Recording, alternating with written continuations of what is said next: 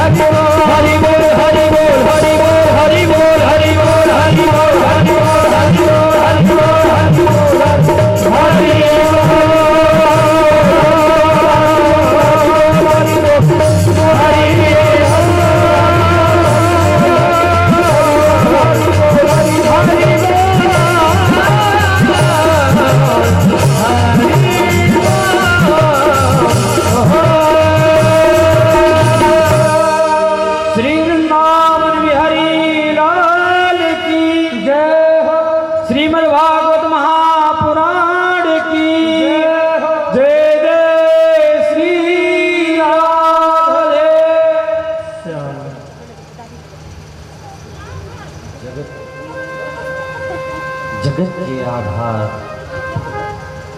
जगत के नियंता,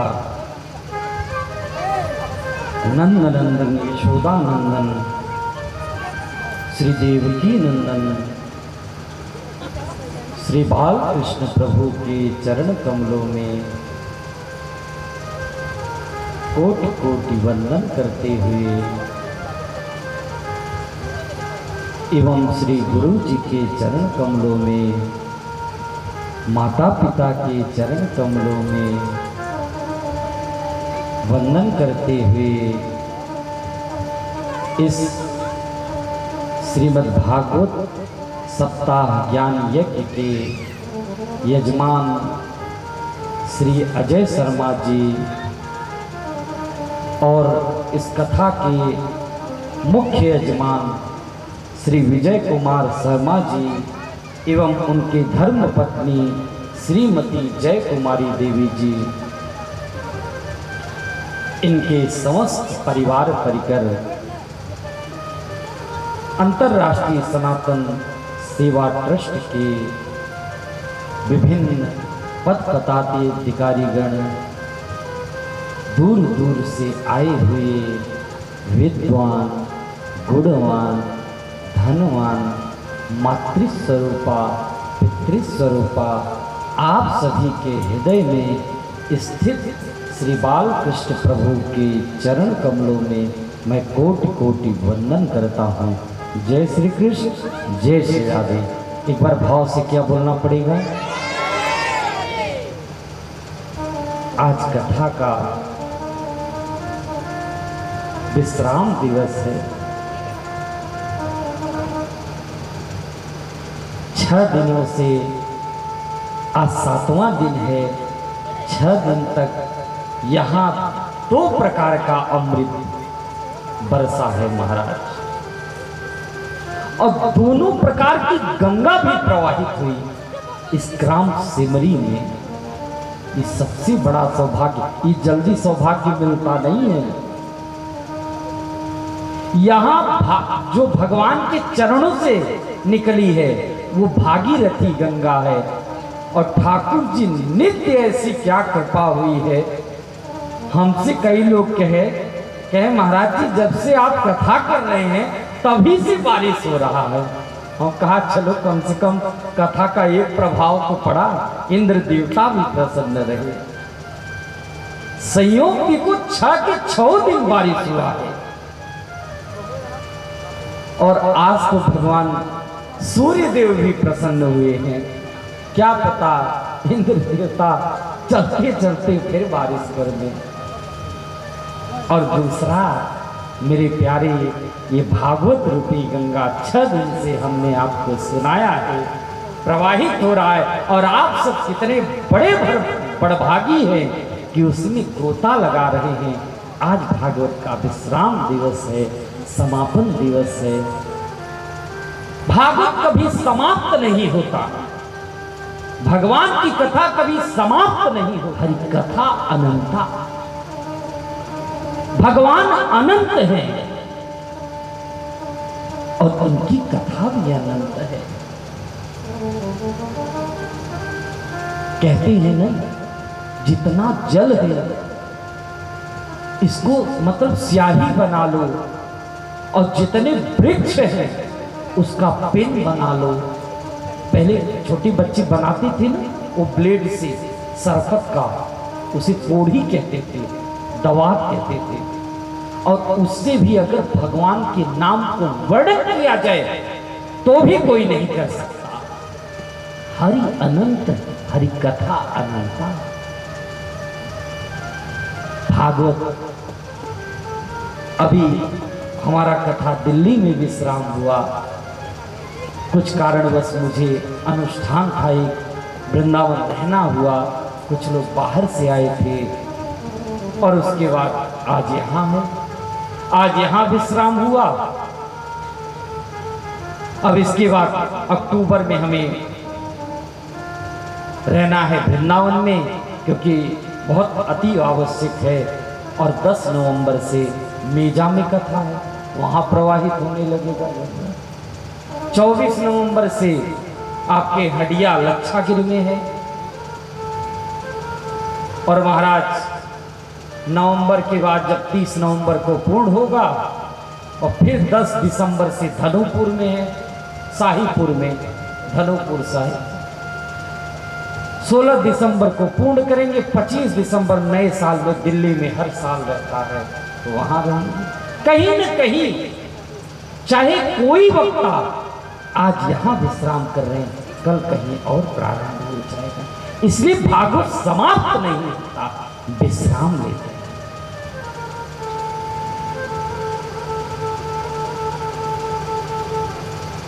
भेको धावति तंत्र धावति पणि, सर्पं शिखी धावति,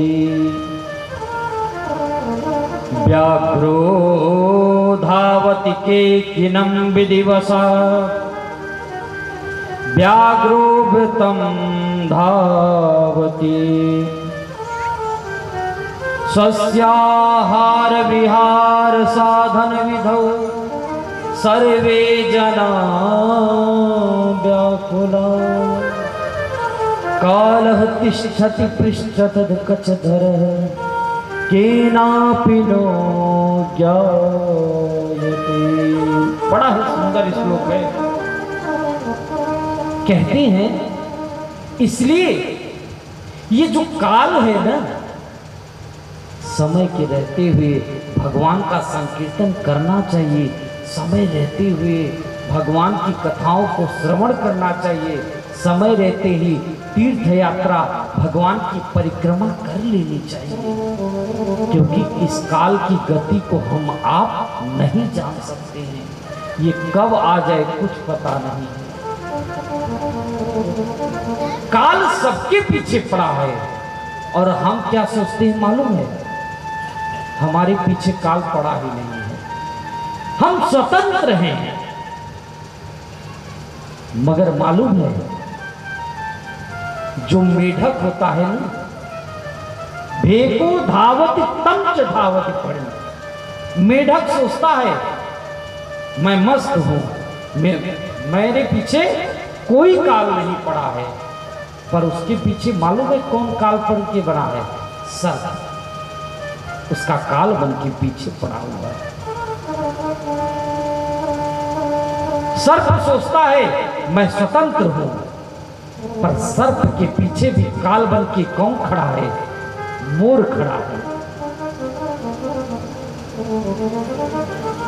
फड़ी सिखी धावती, और मोर सोचता है मैं स्वतंत्र हूं, मेरे पीछे कोई नहीं पड़ा है, पर उस मोर के पीछे कौन पड़ा है?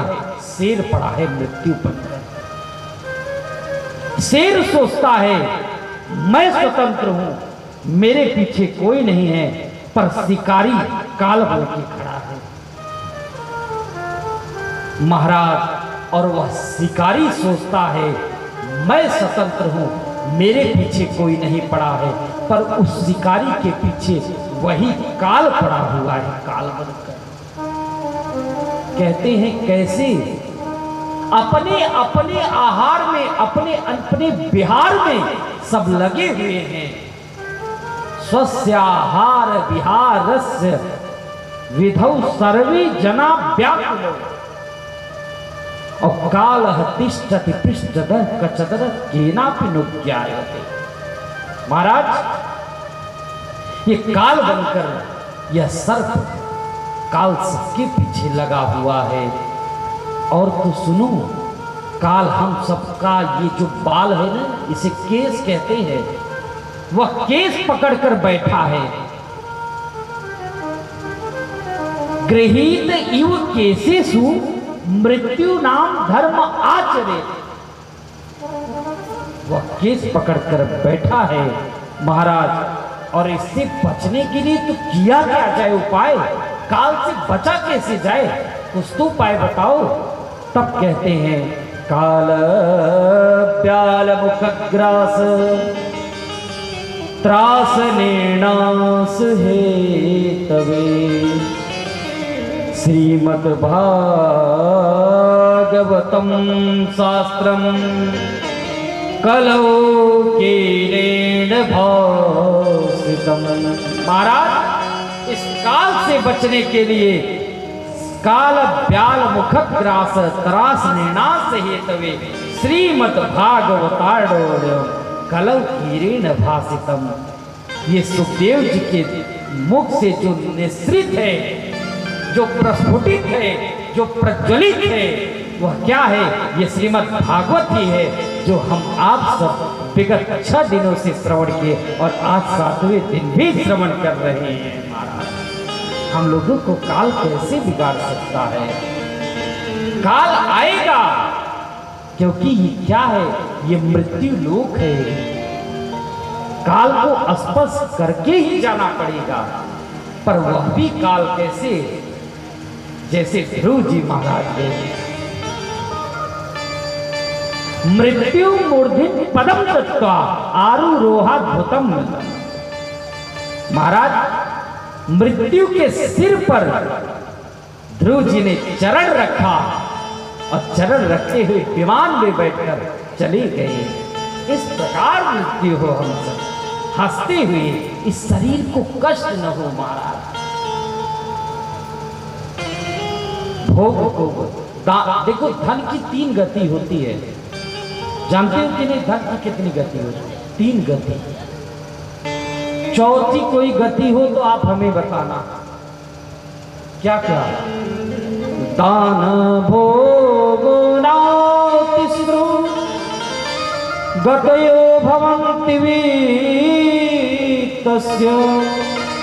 सबसे पहला गति क्या है? धन की। सबसे पहला गति है दान करो।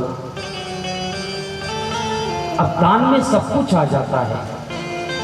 जो घर में पूजन करते हो ना, वह भी सामग्री दान में ही तो आता है। घर में सत्यनारायण कथा कराओ, पूजन कराओ, तीर्थ यात्रा करो, परिक्रमा करो, कथा सुनो, कथा कराओ, ये सब क्या आ गया? भंडारा करके दक्षिणा दो, ये सब दान में ही तो आया। तो भगवत कार्य जो भी किया जाए वो दान में आता है। दान पहला गति, और दूसरा गति भोग, भोग को भोगे। अच्छा, भोग में क्या क्या आ गया जानते हो? भोग में आ गया बढ़िया सुंदर वस्त्र पहनो, बढ़िया भोजन प्रसादी खाओ, बढ़िया एयर कंडीशनर में महाराज सो, बढ़िया 4 व्हीलर से चलो, बच्चों को अच्छी शिक्षा दो, पत्नी जो भी मांग करे उसे पूर्ण करो। ये सब सारे साधन भोग में आते हैं। दान भोग, सारे कर्मों को ये भोग से भोग। अच्छा, भोग भोग लिए, अगर ये दोनों कर्म जो नहीं करता है तो धन की तीसरी गति क्या है? कहते हैं नाश। वह धन आपका नाश हो जाएगा अगर ये 2 गति नहीं की। अच्छा, नाश कैसे होगा? या तो आपका पैसा गिर जाएगा, या आपका पैसा चोरी हो जाएगा, या किसी का एक्सीडेंट हो जाएगा, या हमारा कोई लगाए पैसा हारी बाजी के लिए लॉटरी लगा, किसी न किसी माध्यम से वह पैसा डूब जाना है। यही तो हुआ नाश का कारण। अच्छा बताओ, चौथी गति कोई है? कोई खड़ा होकर बता दे अगर हो तो। है बताओ आपको कि नहीं है? अरे बताओ ना भैया, कथा ही सुन रहे हो ना। 6 दिन कथा सुनते सुनते मूर्ति स्वरूप हो गए। जय हो महाराज। एक बार भाव से क्या बोलना पड़ेगा? जोर से बोलना पड़ेगा महाराज। इसलिए जितना हो सके सबसे पहले दान करो। कहीं भी जाओ, हमने कहा है ना, दशांश भगवान के लिए जरूर निकालो। देखो, हमारे जो मुख्य यजमान जी हैं कितने बड़े दानी हैं महाराज। मैं बार बार कहता हूं, ये नहीं कि हमारी कथा करा रहे हैं, हमें दक्षिणा दे रहे हैं, चकाचक खिला रहे हैं इसलिए बड़ी प्रशंसा कर। हमसे पहले यहाँ पर 3 वक्ता आ चुके हैं और 3 भागवत हो चुका है। ये चौथा संकल्प है। 5 भागवत का संकल्प लिया है अपने जीवन में। कोई साधारण पुरुष है? ये है दशांश, अपना दशांश निकाल चुके हैं। कोशिश करें हम भी ना, जब दान पाते हैं ना, तो ये नहीं कि हम दान लेते जाएं और दान करें ही ना। देखो, दान की भी बहुत महिमा है। ये दान का भी पैसा महाराज पछता नहीं है। ये जो महाराज बड़े बड़े महाराज हैं, खूब ले रहे हैं चकाचक, पर दान नहीं करते हैं। ये दान भी कहीं न कहीं, दान मान को टुकड़ा या के 9-9 इंची दान, और भजन करेगो तो बचेगो, नहीं तो फाड़ेगो आंख। महाराज, ये दान की महिमा नहीं, दान को भी उसका भजन करना पड़ता है, तब वह पाचन होता है। ये नहीं कि दान ले लो महाराज को। और सुनो, अब मैं क्या बताऊं प्यारो, दान भी कहां करना चाहिए? दान भी कहां करना चाहिए मैं बता। सत्पात्र दानाच भवित धनाढ्य। अगर आप सत्पात्र में दान करते हैं तो आपका अगला जन्म धनाढ्य के यहां होगा। सत्पात्र दानाच भवित धनाढ्य। और अगर कहीं कुपात्र में दान करते हैं तो कुपात्र दाना च भवेत् दरिद्र है। कुपात्र में किया हुआ दान अगला जन्म दरिद्र के घर होता है। इसलिए दान किसको करें, दान किसको न करें, सत्पात्र में दान करो। इसलिए भजन करना पड़ता है। आप लोग भी दशांश निकालो और निकाल के भजन तो करते हो, दान भी किया करो। अच्छा एक बात है, दान तो सब करते हैं, हमारे सेवरी डीग वाले बड़े अच्छे हैं महाराज। हम तो 6 दिन से देख रहे हैं, बरसात हो रहा है और हम क्या दान कर रहे हैं, भूरी दा जना, भागवत में लिखा है। हम तो आपको कथा श्रवण, कथा अमृत पिला रहे हैं महाराज। पर आप सब भी बरसात हो रहा है तब भी कथा श्रवण कर रहे हो और यथाशक्ति यथा भक्ति दान भी दे रहे हो। देखो जो सद्गुरु होते हैं ना, एक बार भाव से क्या बोलना पड़ेगा, ओ मैया, ओ मैया, मैया नून तेल लकड़ी घर पे ही बात कर लिया करो। हाँ सखी समझ गई, मिल गई, कथा सुनने आई, यही चर्चा चालू कर दी। मैया लोगों का स्वभाव ही है। सद्गुरु जो होता है वो अच्छा ही चयन करना चाहिए। हम लोग क्या करते हैं महाराज, सद्गुरु रूपी जो कर्णधार होता है ना, कर्णधार मतलब केवट, अगर केवट सही रहेगा तो आपको समुद्र से, नदी से मतलब पार उतार देगा, और केवट अच्छा नहीं मिला तो आप नदी में डूब जाएंगे, डूब जाएंगे। इसलिए सही होना क्या चाहिए, नौका चलाने वाला सही होना चाहिए। गुरु का अर्थ क्या होता है, गुकार, गुरु, गुकार अंधकार स्यात्, रुकार तन्निरोध। महाराज जो आपके हृदय से अंधकार को दूर करके आपके अंदर प्रकाश भर दे, उसी को तो गुरु कहते हैं।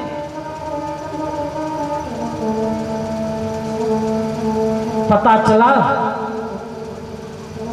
बढ़िया सुंदर वस्त्र पहने हुए हैं गुरुजी, बढ़िया त्रिपुंड लगाए हुए हैं महाराज,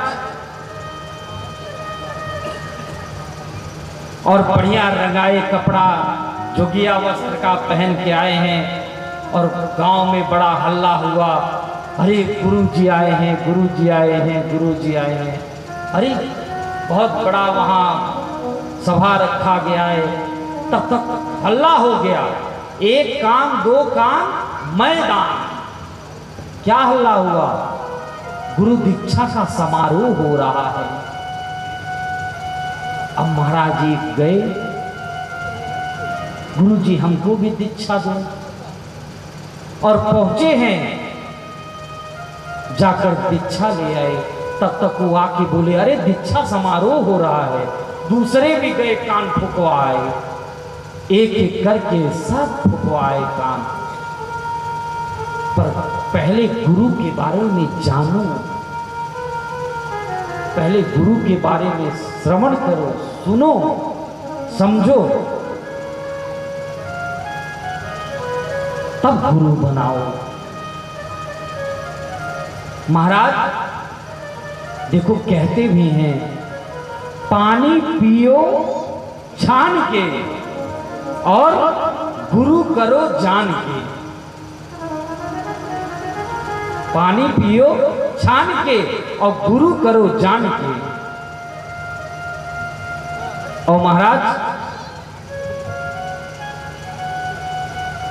आजकल क्या हो गया मालूम है, अच्छा गांव में अधिकतर देखने को मिलता है, शहरों में तो ऐसा नहीं है। हमने जब मैं भी जन्मभूमि पे रहता हूँ अपने, तो अब तो मेरा गांव में तो कभी जाना ही नहीं हुआ। शुरू से जन्मभूमि अपने स्कूल में ही पढ़े और स्कूल में पढ़ के प्रयागराज में पढ़े, प्रयागराज में पढ़कर सीधे वृंदावन चले गए। अब महाराज अब देखने को मिलता है, देखो बच्चे करें तो चल जाए, जब बच्चों को भी संस्कार देंगे तो बच्चे प्रणाम नहीं करेंगे चरणों से। अब गुरु शब्द का अर्थ भी बोलेंगे तो सम्मान सही। अब आजकल गुरु जी आ जाए, अरे का हो गुरु जी, का हाल चाल बा, ओ गुरु आवत है गुरु, अरे गुरु है सदगुरु है, आज मेरे द्वार पर गुरु जी आए हैं, गुरु जी के चरणों में दंडवत प्रणाम करना चाहिए। अब गुरु जी जा रहे हैं दूर से ही, अरे गुरु पालागी, ले महाराज। अच्छा महाराज, दो बातों का जरूर ध्यान दें। शास्त्रों में गुरु मर्मज्ञ होना चाहिए और विद्वान होना चाहिए, अपने जीवन में श्रवण करें और उतारे भी, ऐसे किसी गुरु का चयन करना चाहिए। गुरु कोई साधारण नहीं होते।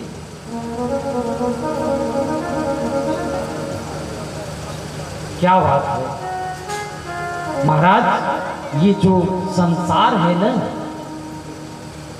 ये गुरु ही हमारे हाथ को पकड़ करके पढ़ाते हैं।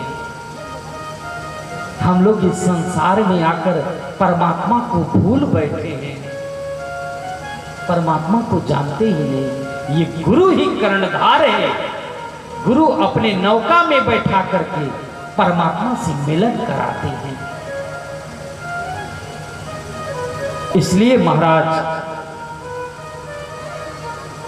आजकल तो गुरु लोगों की भी थोड़ी सी विडंबना हो गई। हाँ महाराज, एक बार भाव से क्या बोलना पड़ेगा,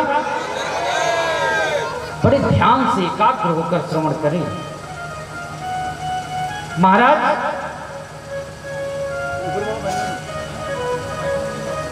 देखो,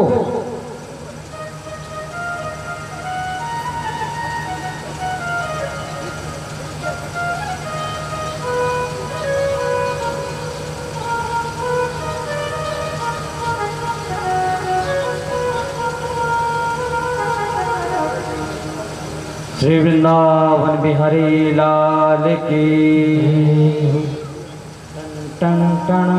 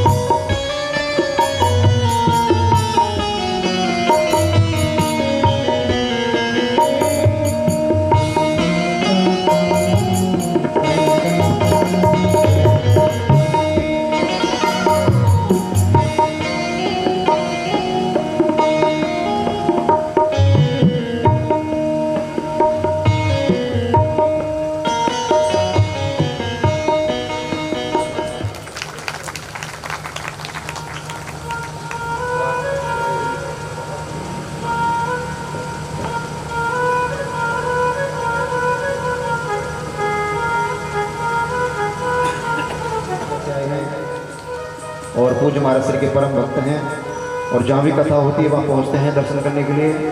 और कहीं ना कहीं पूज्य महाराज गुरु है ना, उनका चयन अच्छा करना चाहिए। अच्छा आजकल हो क्या गया है, गुरु लोग भी अपना जो स्तर है ना, गलियन गलियन गुर फिरे, गलियन गलियन गुर फिरे, हमसे दीक्षा ले और चाहे स्वर्ग जाओ चाहे नरक जाओ, पर धोती रुपया दे। और महाराज वो तो सही है, फिर चेला भी, वैसे चेला भी आजकल मिल जा रहे हैं क्या? भलो भयो गुरु चल बसे, क्योंकि गुरु जी को जब देखो, जब फुर्सत मिलती, साइकिल लिए पहुंच गए चेला के यहाँ, मोटरसाइकिल लिए पहुंच गए चेला के यहाँ। अब चेला भी आजकल बहुत समझदार। भलो भयो गुरु चल बसे, गुरु जी अब चल बसे और चेलन पड़ गई चैन, और छठे महीना आवत है धोती रुपया ले। जब देखो तब गुरु जी छठे महीना चले आते हैं। तो महाराज और लोभी गुरु लालची चेला दोनों नरक में ठेलम ठेला। तो महाराज जब गुरु ही ऐसा मिल जाएंगे और चेला भी वैसे, तो दोनों ही वही गति होगी। तो इसलिए दान मान को टुकड़ा या कि 9 इंची दान, और भजन करेगो तो बचेगो, नहीं तो फाड़ेगो आग। इसलिए भजन करते हुए हम सबका बड़ा सौभाग्य है कि हम सब इस भागवत पे श्रवण कर रहे हैं। देखो हमारे इस कथा के मध्य में हमारे कौशलेश दुबे जी आए हैं। मैं व्यासपीठ से उनका स्वागत और अभिनंदन और बहुत बहुत आशीर्वाद देता हूँ। फरवरी में इनके यहाँ भी देखो, अभी चर्चा चली रही थी, जनवरी तक के हम बुके, फरवरी में 2 कथा है, एक प्रतापपुर में और एक बिठौली में। अभी इसी कथा के माध्यम से फोन आया है कि महाराज जी करना है। तो एक बार कौशलेश के लिए जोरदार तालियों से स्वागत करें।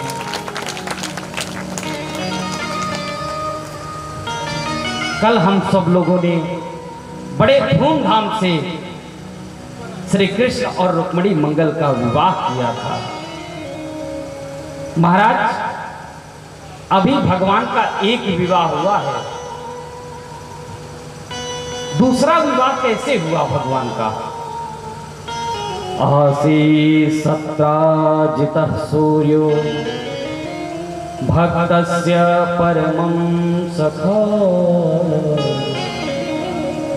भीड़ तस्मै मणिं प्रादात् सूर्य संतुष्ट समन्तकम्।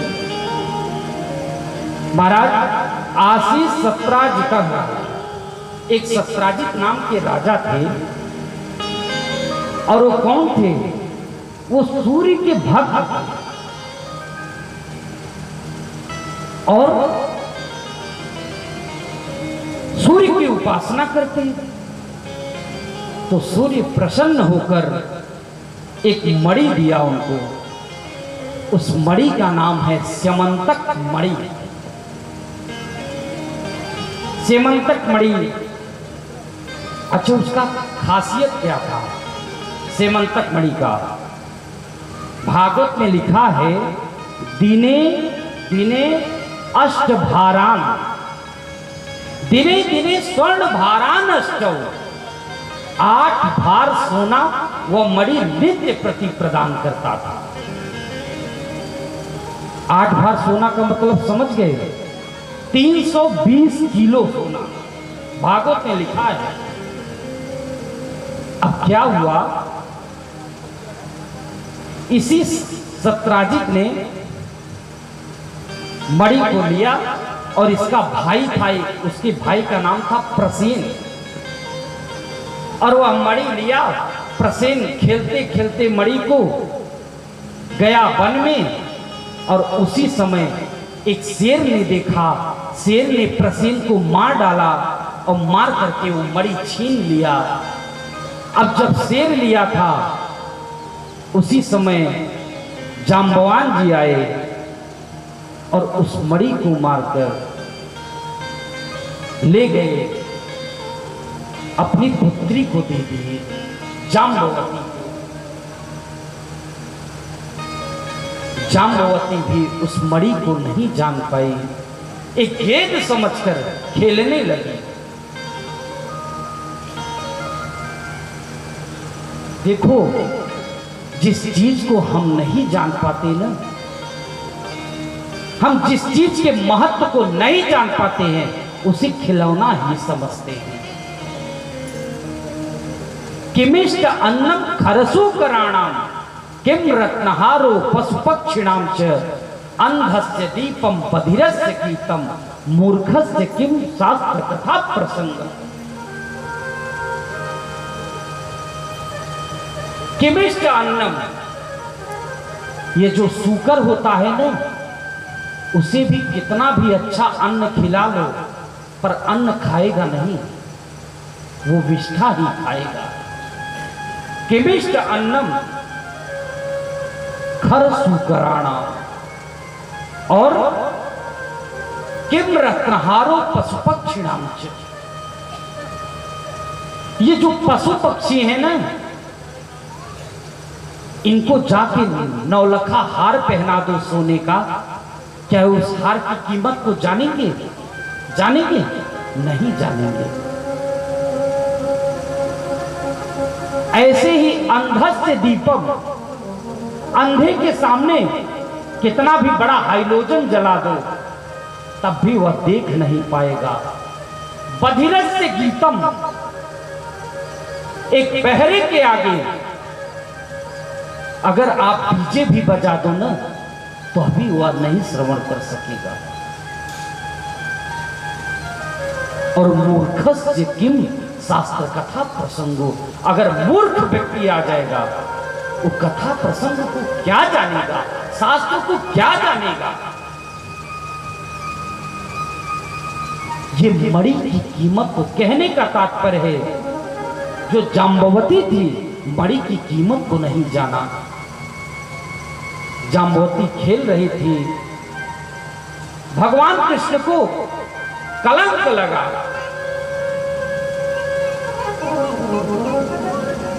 कि इसने मणि को चुरा लिया, ये माखन चोर था, आज ये मणि चोरी करने लगा, यही चुराया होगा द्वारिका। कलंक लगा। जाकर भगवान जैसे ही पहुंचे हैं, देखते हैं आगे बढ़ते हैं, प्रसेन मारा गया है, और आगे बढ़ते हैं तो शेर भी मारा गया है। और महाराज जब आगे बढ़ते हैं तो जाम्बवंत के गुफा में प्रवेश कर गए हैं। देखें जाम्बवंत हैं महाराज, 28 दिन तक युद्ध हुआ है। 28 दिन तक जब युद्ध हुआ, भगवान ने मणि मांगने लगे, तब वह जाम्बवंत हार गया और हार करके जान गया ये कोई और नहीं है, क्योंकि जाम्बवंत को हराना कोई खेल था। और हाथ जोड़कर कहने लगा, जाने त्वाम सर्वभूतानाम प्राणाम ओजस सहो बलम। हे प्रभु, मैं आपको जान गया, आप कोई साधारण पुरुष नहीं हैं, आप तो परमात्मा हैं।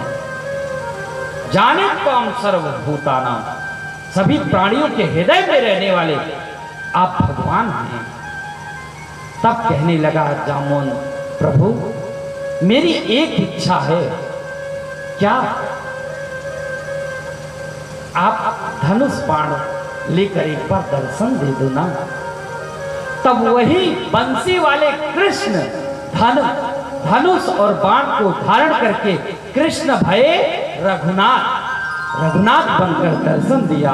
बोल राजा रामचंद्र भगवान की दर्शन दिया। और भगवान कृष्ण ने जाम्बवंत से कहा, जाम्बवंत ये जो मणि है ना, इसको हमें दे दो। तो जाम्बवंत कहने लगे, प्रभु हमारे पास एक मणि नहीं है, हमारे पास 2 मणि है। भगवान कहने लगे, अरे भाई हम तो एक ही मणि लेने आए हैं और एक ही मणि को जानते हैं। नहीं, आप आंख को बंद करो। भगवान कृष्ण ने आंख बंद किया और एक हाथ में मणि और दूसरे हाथ में जाम्बवती का हाथ का पकड़ा दिए और पाणी ग्रहण संस्कार हुआ। इस प्रकार भगवान का दूसरा विवाह। अब महाराज वह मणि लेकर आए, जब सत्राजित को देने लगे तो सत्राजित को मणि तो दे दी, अब सत्राजित को गाली देने लगे पूरा द्वारिकावासी। क्यों? क्योंकि भगवान ने नहीं चोरी किया था, सत्राजित का भाई ही था जिसका नाम प्रसेन था, वही ले गया था मणि को चुरा करके। जब मिल गया तब हाथ जोड़कर कहने लगा, प्रभु मेरी गलती को क्षमा करो। तब वही सत्राजित भगवान से कह रहा, मणि आप ले लो। भगवान ने कहा, नहीं मैं नहीं लूंगा, इससे जो भी सोना प्राप्त होता है उससे इस राज्य चलना चाहिए, राज्य चलना चाहिए। मगर वह सत्राजित कहने लगा, हे प्रभु मेरी गलती को क्षमा करो, और मुझे पूरे द्वारिकावासी मुझे गाली दे रहे हैं। पर एक बात है, मेरी एक पुत्री है, बिटिया है, और उस बिटिया से आप अगर विवाह कर लेते हैं तो आप हमारे आप दामाद हो जाएंगे और आपके हम ससुर जी हो जाएंगे, और जब मैं आपका ससुर जी हो जाऊंगा तो मुझे कोई गाली ही नहीं देगा। भगवान कहने लगे ठीक है। और सत्राजित की बेटी थी जिसका नाम था सत्यभामा, और सत्यभामा का हाथ पकड़कर भगवान कृष्ण के हाथों में दे दिए। इस प्रकार भगवान ने पाणी ग्रहण संस्कार किया। भगवान का तीसरा विवाह हुआ। भगवान का चौथा विवाह एक कालिंदी थी। वो कालिंदी जमुना के किनारे पर जाके तपस्या कर रही है, तपस्या कर रही है। एक दिन क्या हुआ, अर्जुन और भगवान कृष्ण रथ पर सवार होकर जा रहे थे। जैसे ही जमुना जी के किनारे पहुंचे हैं, उसी समय अर्जुन ने देखा, भगवान कृष्ण से कहने लगे, अरे भगवान देखो तो सही, ये कन्या तपस्या कर रही है जमुना के किनारे। भगवान कृष्ण अर्जुन से बोले, जाकर देखो। अर्जुन गए हैं कालिंदी के पास और जाकर पूछने लगे। तब वह कहने लगी, मैं तो भगवान श्री कृष्ण को पति रूप में चाहती हूँ। अर्जुन गए भगवान से बताए। भगवान रथ से उतर कर आए और रथ से उतर कर जाकर कालिंदी के हाथ में हाथ मिलाए और उस प्रकार पाणी ग्रहण संस्कार किए। इस प्रकार भगवान का चौथा विवाह हुआ। और भगवान का पांचवा विवाह, एक बिंद और अनुबिंद दो भाई थे, इनकी बहन थी मित्रबिंदा। मित्रबिंदा का विवाह बिंद अनुबिंद ये नहीं चाहते थे कि भगवान श्री कृष्ण से विवाह हो, पर भगवान को पता चल गया और भगवान ने जाकर मित्रबिंदा का हाथ पकड़ा और पाणी ग्रहण संस्कार किया। इस प्रकार पांचवा विवाह हुआ। छठा विवाह, एक नग्नजित राजा थे, उनके पास 7 बैल थे। और महाराज छोटे मोटे बैल नहीं थे, बड़े ही भयंकर। पर उनकी जो पुत्री थी ना, बड़ी ही सुंदर थी। सब राजा चाहते थे कि मैं विवाह करूं नग्नजित की पुत्री से, जिसका नाम था सत्या। पर नग्नजित राजा ने भी एक शर्त रखा, इस 7 बैलों को जो एक रस्सी में नाथ देगा उसी से मैं अपनी पुत्री का विवाह कर दूंगा। पुत्री का विवाह उसी राजा से कर दूंगा। अब महाराज बड़े बड़े राजा आए और बड़ी बड़ी रस्सी लिए नापने लगे, एक बैल को भी न नाप पाए। 7 बैलों की तो बात क्या करें। और सत्या भगवान को याद करने लगी, हे मेरे बाके बिहारी, हे प्रभु मैं आपको पति रूप में चाहती हूँ, आप जहाँ भी हों आप मेरा पाणी ग्रहण संस्कार करें। भगवान जानने योग्य हैं, भगवान आए हैं और 7 रूप बना लिए, किसी को पता नहीं चला। और तुरंत रस्सी लिए उस 7 बैलों को एक रस्सी में ना था। तुरंत नग्नजित राजा ने सत्या का हाथ भगवान कृष्ण के हाथों में दे दिया और भगवान कृष्ण ने पाणी ग्रहण संस्कार किया। इस प्रकार भगवान का विवाह 6ठा विवाह हुआ। 7वां विवाह